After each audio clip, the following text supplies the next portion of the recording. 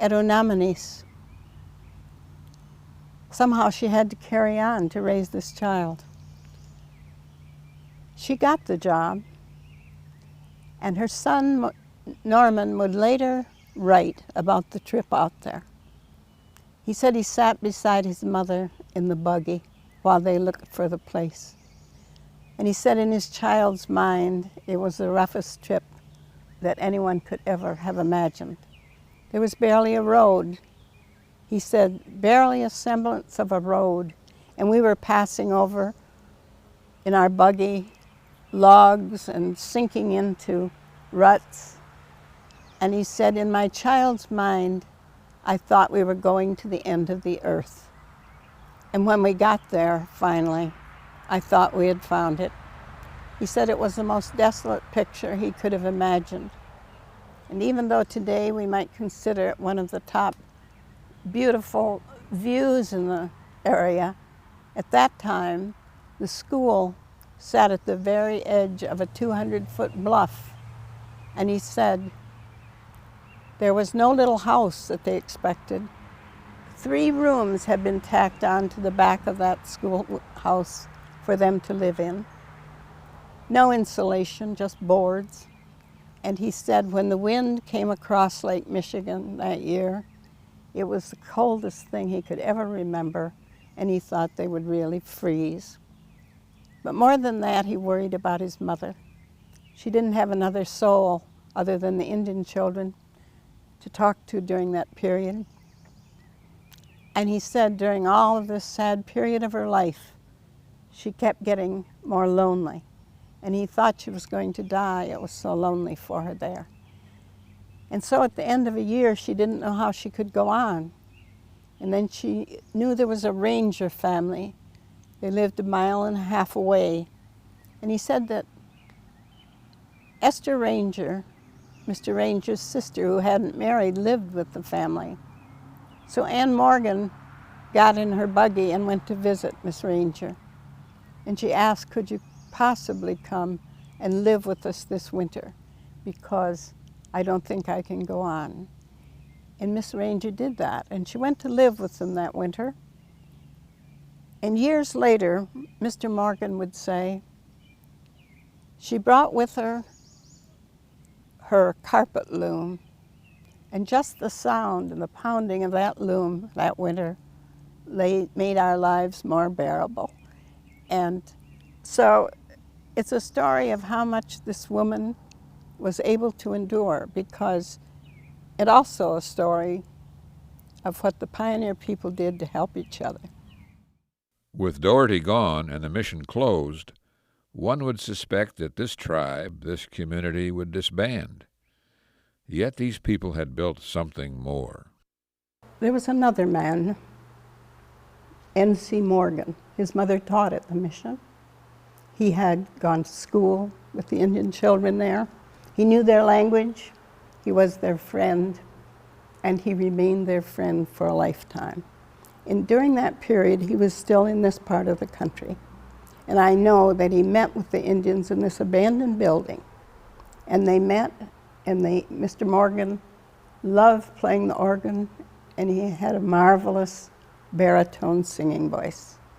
And he met with them here, and they really raised their voices during that period in singing and prayer in this place that everybody had given up on. And I'm sure that their spirits were lifted by it. It did something far more enduring. It kept this church alive when nobody expected it to go on. We don't know exactly all of the things that happened, but I do know that they went on together. It was several years before Mr. Craker helped them start a church school. After a while, the Presbyterian Church discovered that it hadn't died. And so they did start to send people again, but there were few ministers that came at times. And so the church itself was quite weak for a long period. But the church school that those Indians started grew stronger and stronger. It was a wonderful church school. And It's very interesting to me because all of the earliest names I can find, elders who govern this church, are the Indians. You know, it wasn't, there were names, Paul Peniswagijic, there was Mr. Sands, two of the chief's sons, David and George, were elders here for years, and it would be 20 years after the missionary left that they even asked a white man to be one of the elders. The baskets that the Aghosatown Indians made, they were truly busy in those little homes in Aghosatown because so many of the pictures show some of the work that they were doing at the time. But I remember when the stores in Omena had a tremendous amount of Aghosatown baskets. They must have been preparing for all of the summer activity just the way people prepare today. They even wrote poems about these baskets. The ones I remember ranged from huge baskets. They were used, I think, by many people for clothes hampers in cottages and homes. They ranged to the porcupine quill baskets, from big down to that size. And I remember the day that a woman, an Indian woman, gave me, I was just a child, probably 10 years old, and I told her that that basket was so pretty, so she gave it to me.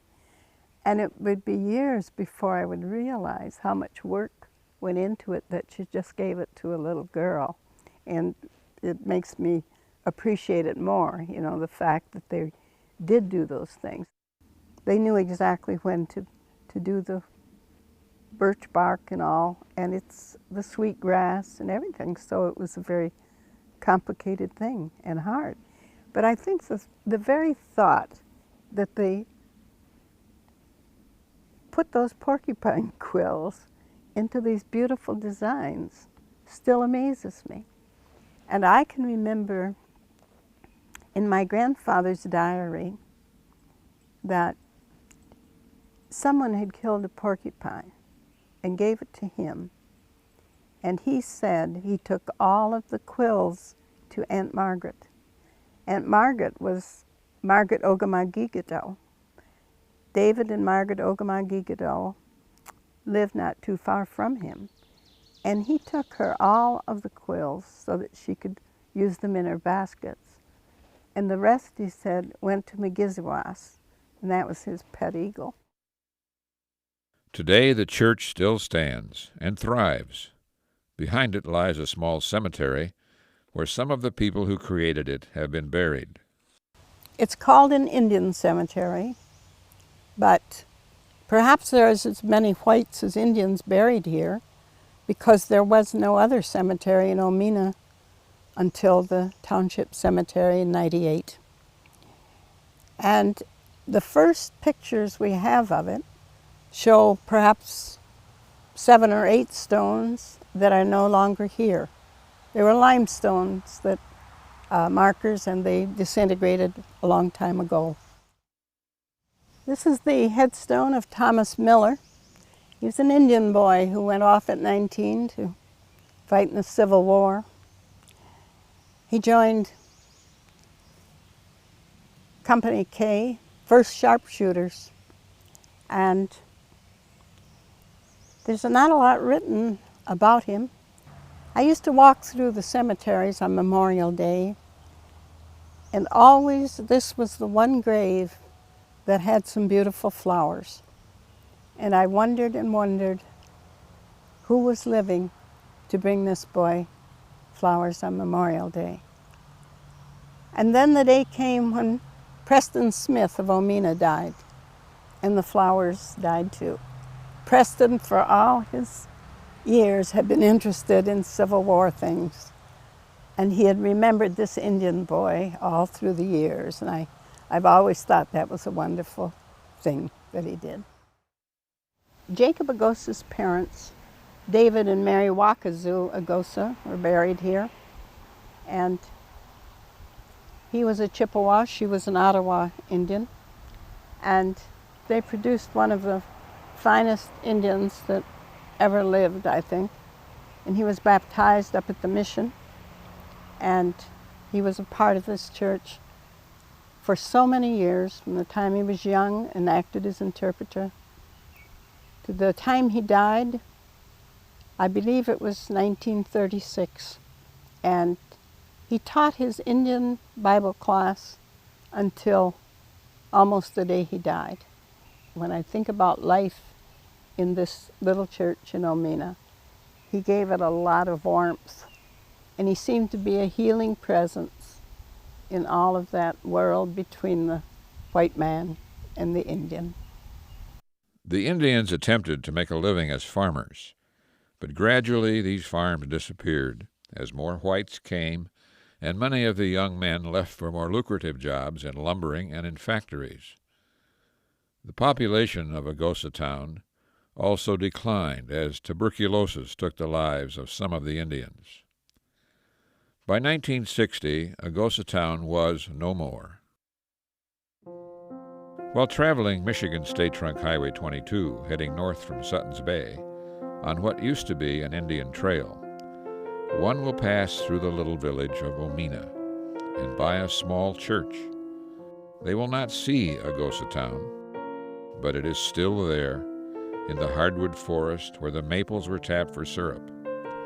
It is in the bay where they fished, in the farms and orchards first cultivated by the Aghosa tribe. It is in the church where the collection bowls used today are those made by the settlers of Aghosatown, and it is in the pulpit where two men of different races stood side by side, teaching one message.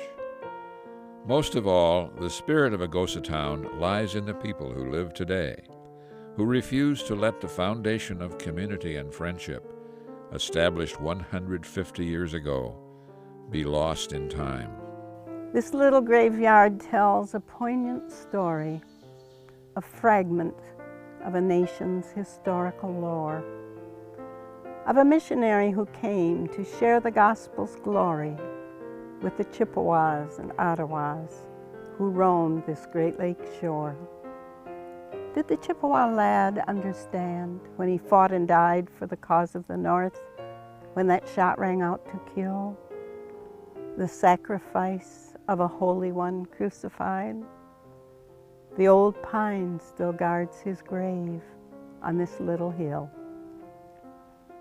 Here a heart of stone still tells that a boy of 7 died when the fever struck. No doctor was here. Did a mother's heart break when she lifted her eyes to heaven, and when she buried her husband here in that same year? Myrtle creeps over graves that can't let us know the dreams and the schemes of the mind that are buried here. The limestone markers crumble long ago. The names and the dramas played would disappear. Here the Chippewa chief is resting, side by side the white man who came to change the native's fate. Was he forced to barter away his freedom and pride? In death, there is no sign of greed or hate.